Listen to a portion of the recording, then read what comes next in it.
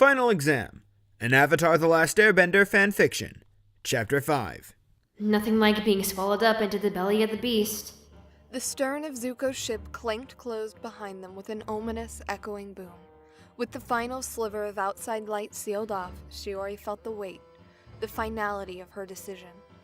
A month had seemed like such a small sacrifice of time for the potential reward she stood to gain.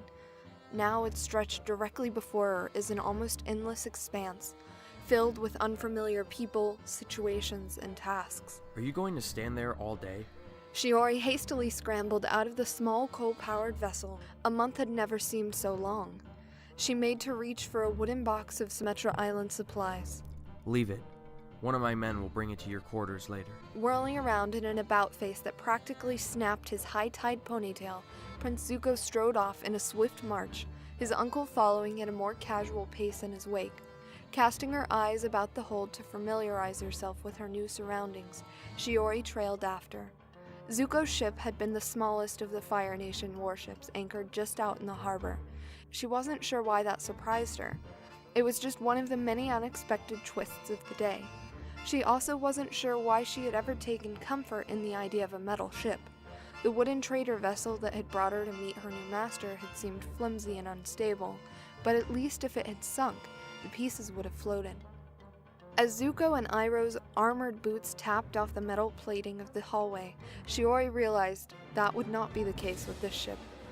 The hallways they traversed were the same dull-grayed shade as the outside of the ship. Lamps were evenly spaced but too sparse in Shiori's opinion.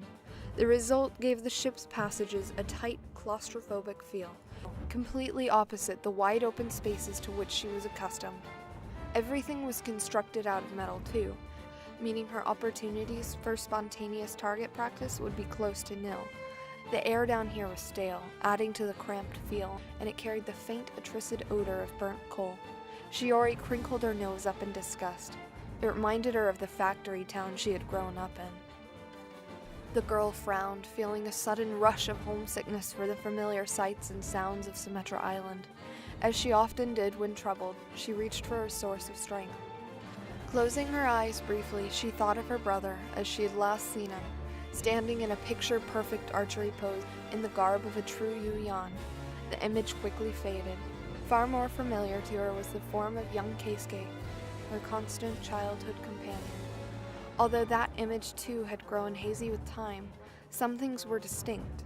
His hair was a rich mahogany color, his eyes a redder hue than her own.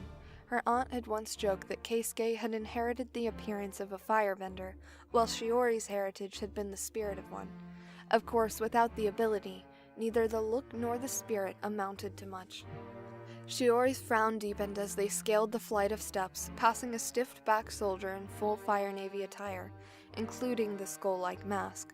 The young archer thought it was a sure bet that he was a firebender, as no other weapons were evident. Of course, her royal guides would be highly gifted in that regard as well. General Iroh, at least, was a renowned hero to her nation, one that had almost conquered the enemy capital of Ba Sing Se. She was positive that Keisuke would have let nothing stand in the way of his desire to become a Yuyan, but the younger version of her brother would most definitely not have been happy to be surrounded by firebenders. Look at them, Shiori. They think they're so special just because they were born with a skill. Well, so what? Keisuke's spiteful words were directed towards a group of their peers, practicing their bending in a stone-paved courtyard. They think that they're special, but they aren't. Life's just easy for them. They don't have to work for it. They don't have to prove themselves. The Sun Spirit just decided to bless them. That's all. So what? I'll show them. I'm special too. Mom and Dad will be sorry they had left me behind. The teen sighed as they passed through another nondescript hallway. She had no real memories of her parents to mourn, but she had to wonder if she and Keisuke had been lucky enough to come into their birthright, if they'd still be together as family instead of driven apart by the need to prove themselves to the world. She gave Zuko's back a dirty look. Stupid firebenders. Uncle, we need to get this ship underway. Prince Zuko. I only have a month and we're already behind Zhao. We'll set a course for the Earth Kingdom, north of the Avatar's last known location. He won't escape me this time. Prince Zuko. What? A small belch of flame exited the teen's mouth as he ceased his purposeful march to spin around and face his uncle. Unperturbed, the elder man folded his hands up into his sleeves. Where exactly do you intend to quarter Shiori? Huh? Golden eyes flickered in annoyance to the silent archer shadowing his uncle. We've already discussed this with the cook. Prince Zuko, you do not ask young ladies to share quarters with old men. Anger faded from the youth's eyes as he blinked at his uncle. A slow flush softened his features. Oh. Apparently, he hadn't previously considered the possibility of his borrowed trainee being a girl.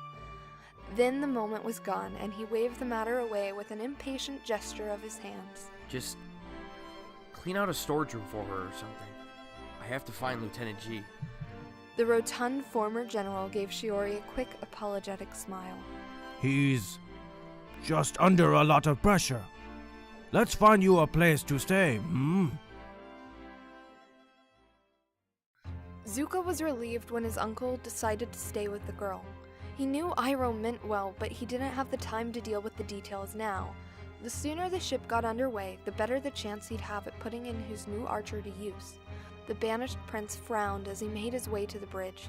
Although he had been rightfully doubtful at first, it was clear that the girl was a superb archer, and at such a young age too.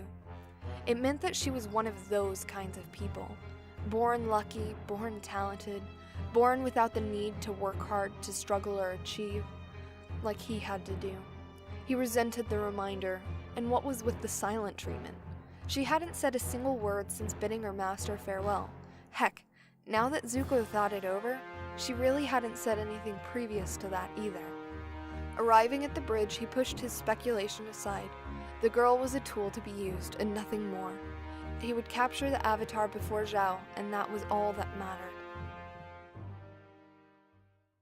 Shiori gazed about the small gray room that had been dubbed hers. General Iroh had swiftly delegated the responsibility for cleaning out the former storage area to a couple of Zuko's crew.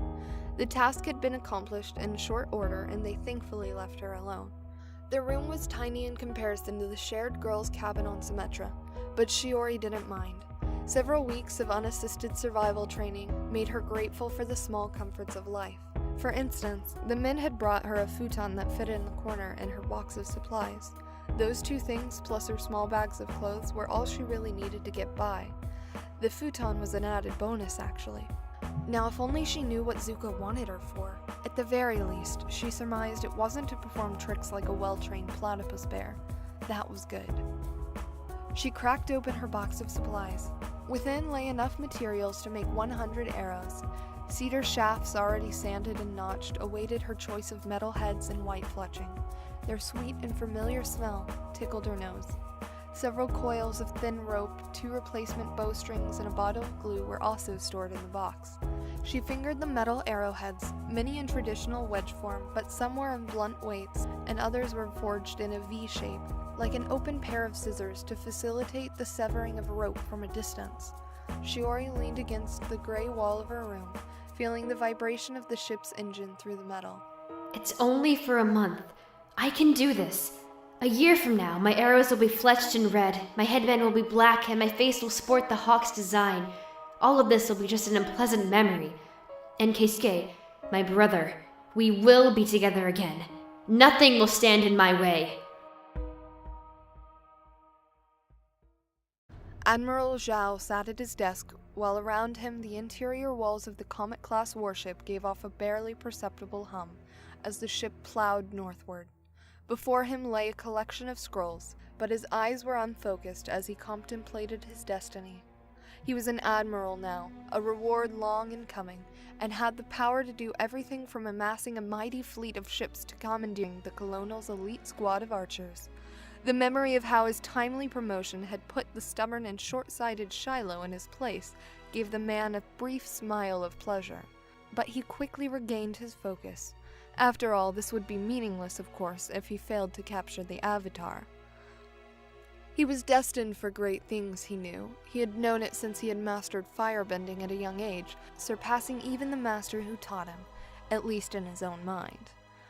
That had been the first in a long line of hints that he had been granted a spectacular fate. Power was only 2/3 of his formula for success. Knowledge had a role too. Unsurprisingly to him, that had virtually fallen into his lap as well, with the discovery of an ancient library early on in his career. His eyes focused on the scroll-laden desk. Capturing the Avatar would bring him much honor and glory. He would be a national hero, greater than the Dragon of the West, second to only Fire Lord Ozai himself. Zhao's face adopted a slight smirk, and with the Fire Lord currently lacking a suitable heir, well, perhaps he was getting ahead of himself.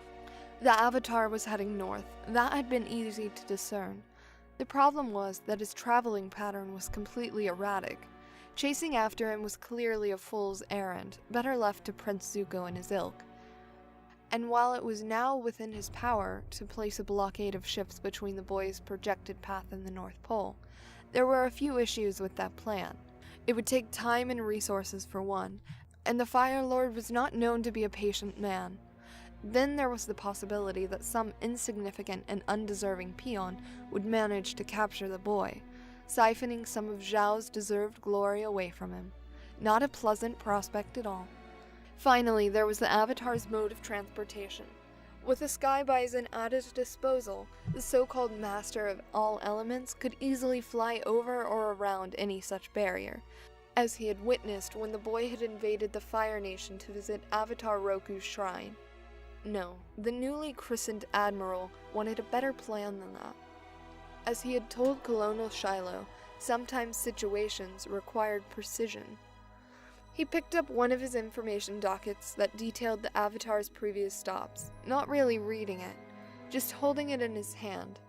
He had already memorized the contents. What he needed was a way to get the boy to a location of his choice, on his terms. The Avatar was still a child, manipulating him would be easy. All that he required was the right bait. The Yuyan had already proven themselves an effective weapon against the Airbender, but they were a tool best put to use on land. Frowning in concentration, the mutton-chopped Admiral scanned the scroll in his hand, and then reread one of the scrolls he had purloined from the ancient library. Finally, he consulted his map, a slow smile spreading across his face. Yes, that could work. Admiral Zhao laughed to himself as his fledgling plan began to take form. Finding that library had already assisted him in advancing his career. Now it was going to permanently cement his name in the annals of the Fire Nation history. Of course, it came as no surprise to Admiral Zhao, who had always known that he was fated for glory.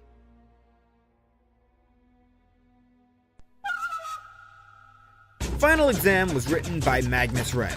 Avatar The Last Airbender is owned by Nickelodeon, Michael Dante DiMartino, and Brian Konietzko. The narrator for this story is Samantha White. The voice of Shiori is Drew Hill. The voice of Zuko is DCODE. The voice of young Keisuke is Gemma Mushington. The voice of Iroh is Jake Mate. Thank you for listening, and we'll see you next week.